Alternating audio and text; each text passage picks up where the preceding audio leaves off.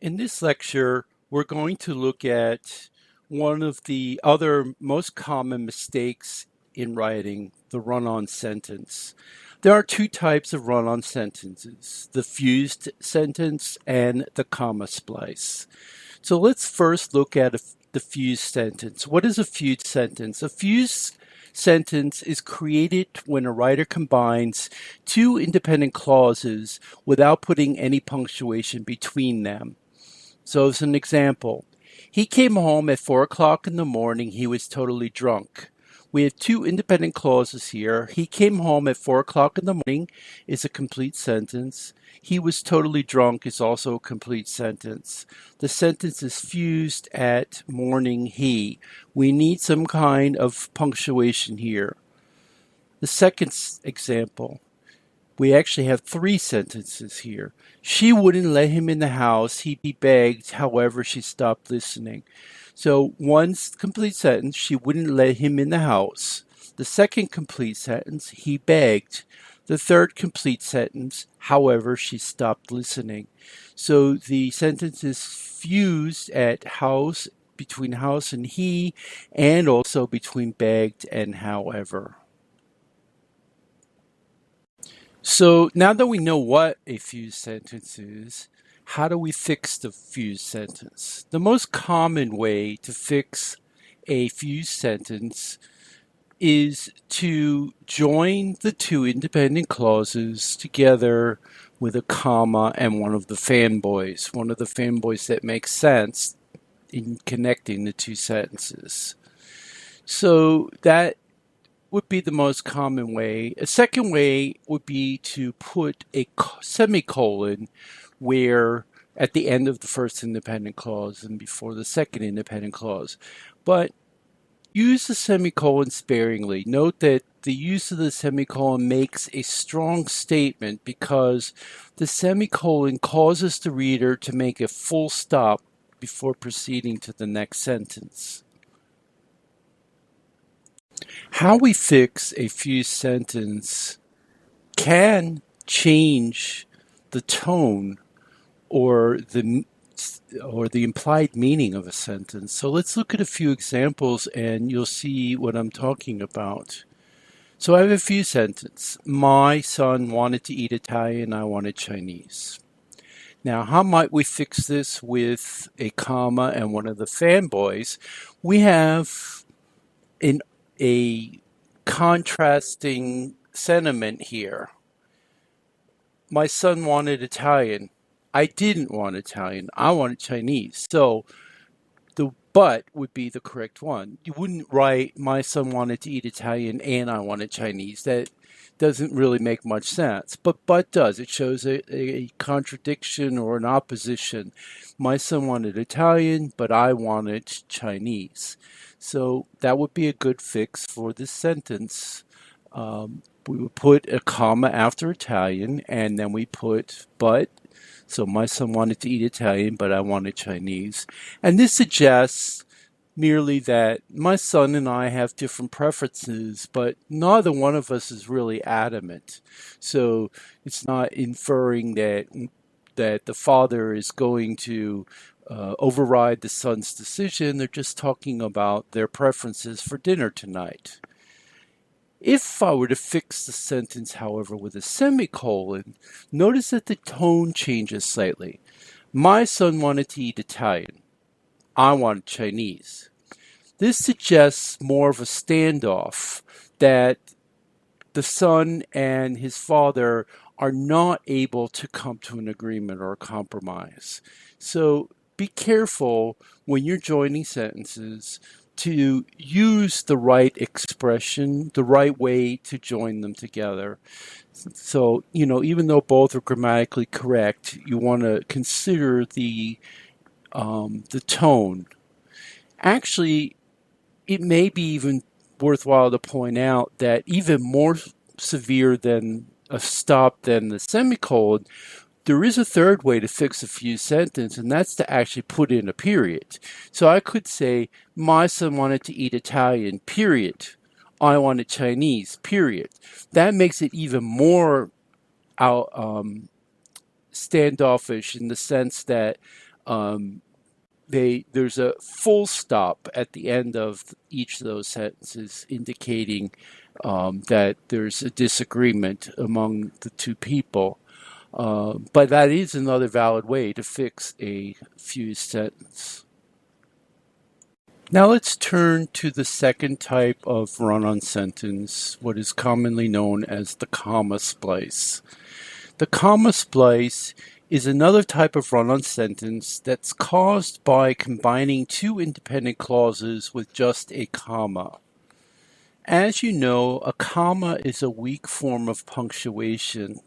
It's used to indicate a pause in speaking, but between independent clauses, we need a strong punctuation mark or words to cause a full stop or a long pause. A few examples of comma splices. I enjoy teaching grammar, comma, however, comma, I miss teaching literature.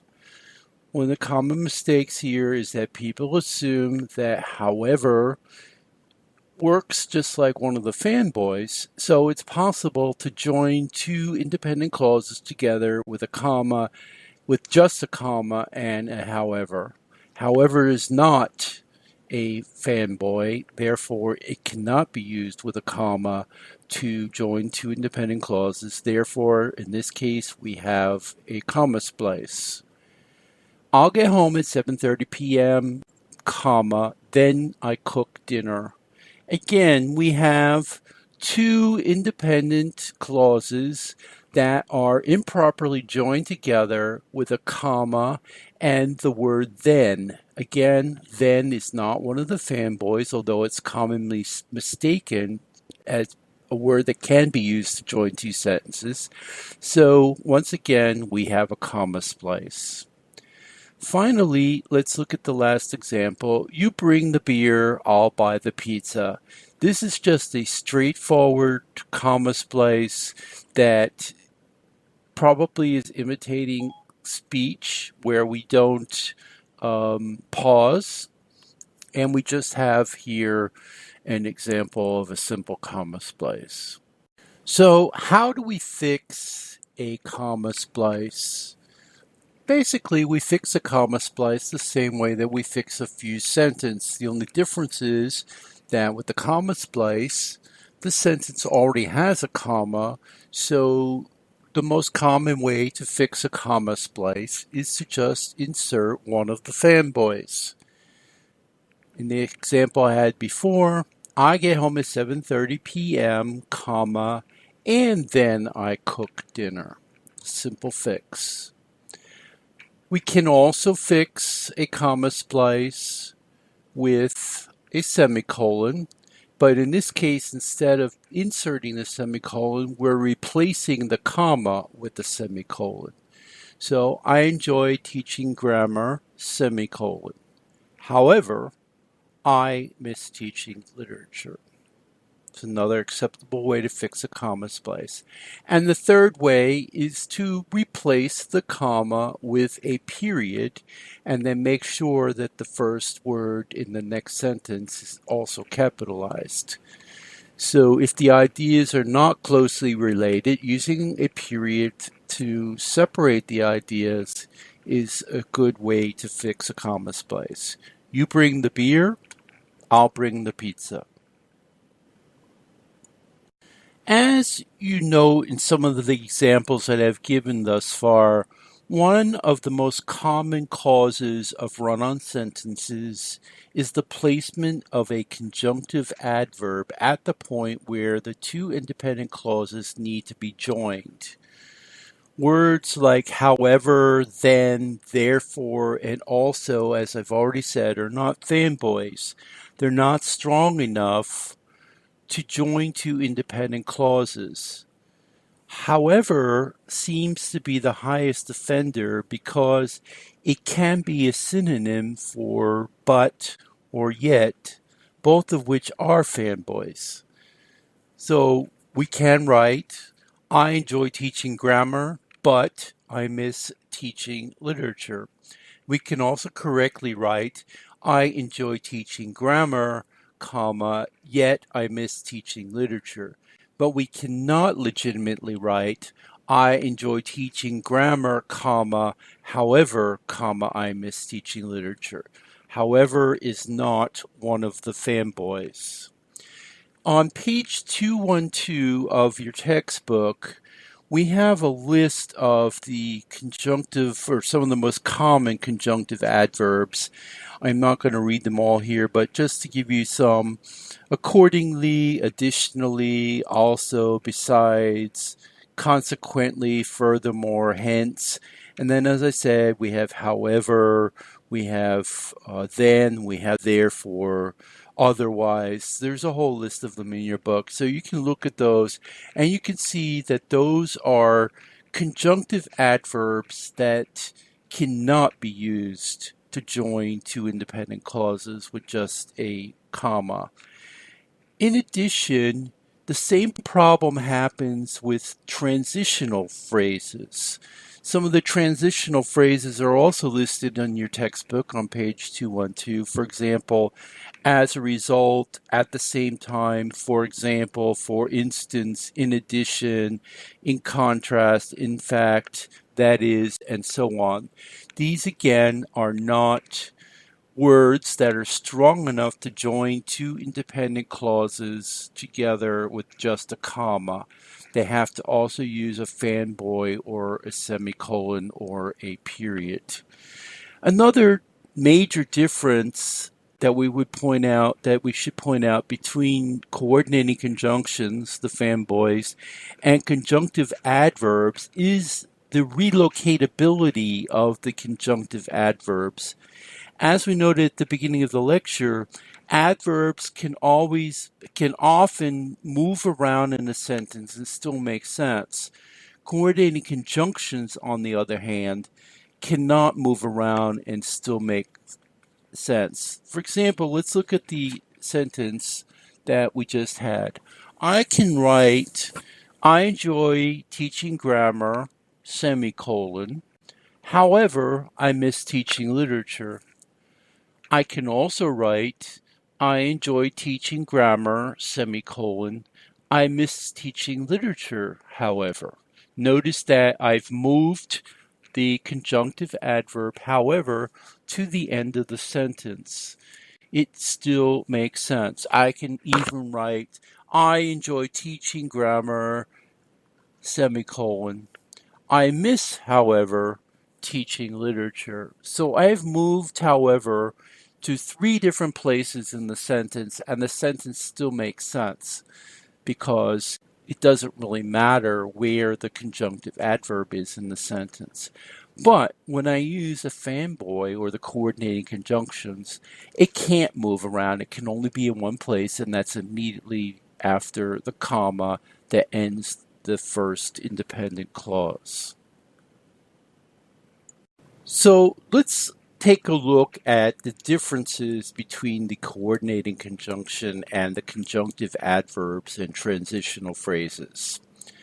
Coordinating conjunctions are used to connect clauses. They also only make sense in one position, which is between the clauses, and they only need, for punctuation, a comma to connect those sentences or clauses. Conjunctive adverbs, on the other hand, are used to help sentences flow smoothly. We use adverbs frequently for that purpose, to keep the sentence flowing and to give more meaning to the sentence. So they're not used to connect sentences. We also, as I just pointed out, can move the conjunctive adverb to several different places in the sentence and it still makes sense. It may change the meaning slightly, but it still makes sense. And then finally, when we use a conjunctive adverb, we cannot just use a comma. We have to use a semicolon or a period if we're trying to join together two independent clauses. So let's summarize the various ways to correct run-on sentences. The first way, as we've talked about already, is to make the two sentences as separate sentences. So we can write with a period. I wanted to eat Italian, period. My son wanted to eat Chinese, period. We can also separate two independent clauses with a semicolon. I wanted to eat Italian, semicolon. My son wanted Chinese, period. And finally, we can use a comma together with a fanboy. I wanted to eat Italian, but my son wanted Chinese. And now let's mention two other methods for fixing run-on sentences that we have not explicitly stated, but we've implied. One is we can join two independent clauses with a semicolon and a conjunctive adverb. I wanted to eat Italian, semicolon. However, my son wanted Chinese. This sounds better than just using a semicolon alone. The semicolon alone, as I said, kind of creates an environment that there's a standoff between father and son. This, with a semicolon and however, is more like the comma and the fanboy, but they really mean the same thing. It's just punctuated differently. And then finally, what we are going to start looking at more and more as the course goes on is changing the sentences or using a subordination to create one idea being subordinate to the other. Although I wanted to eat Italian, my son wanted Chinese. So I've turned the I wanted to eat Italian into a subordinate clause, although I wanted to eat Italian, and then make the main clause the dominant clause, my son wanted Chinese.